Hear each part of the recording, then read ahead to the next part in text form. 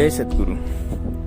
आपण खूप वेळा पाहिलंय की कुठल्याही मुलामध्ये आणि कुठल्याही आईवडिलांमध्ये भांडणं होतात, पण आपण तिथे एक गोष्ट विसरतो की या भांडणाची सुरुवात झाली तरी कुठून. खूप लोक हे वेगवेगळ्या गोष्टींना याला कारणीभूत ठरवत असतात, पण या गोष्टीतलं मूळ कारण आहे संस्कार.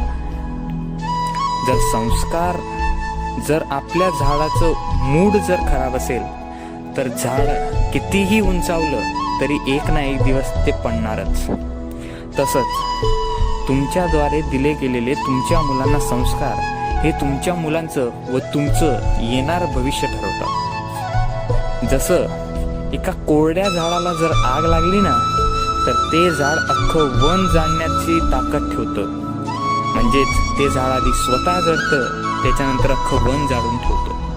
तसंच जर तुमच्या मुलांना तुम्ही संस्कार नाही नीट दिले तर त्या संस्कारांच्या अभावापोटी का होईना ते आधी स्वतः जळतील, मग स्वतः सोबत नंतर तुम्हालाही खाक करून टाकतील. आणि याच कारणामुळे माता पिता व मुलांमध्ये मतभेदही होतात. संस्कारांमुळे जो तुमच्यात आणि तुमच्या मुलांमध्ये गॅप पडत जातो, त्या अंतरामुळेच तुमच्यामध्ये वाद होतात आणि ते वाद पुढे मोठं स्वरूप घेतात. मग त्या वादांना टाळायचं कसं? तर संस्कार द्या, इतके चांगले संस्कार द्या की ते आणि तुम्ही तुमच्यातलं ते अंतर कधी कमी नको व्हायला. आणि जर ते अंतरच तुम्ही कमी नाही होऊ दिलं तर वादच होणार नाहीत, कारण तुमची मतं समान राहतील.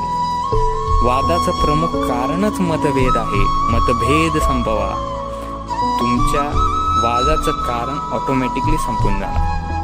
मित्र हो, भेटूयात पुढच्या व्हिडिओमध्ये एका नवीन आशय व आक्षेपासोबत. तोपर्यंत जय जय रघुवीर समर्थ.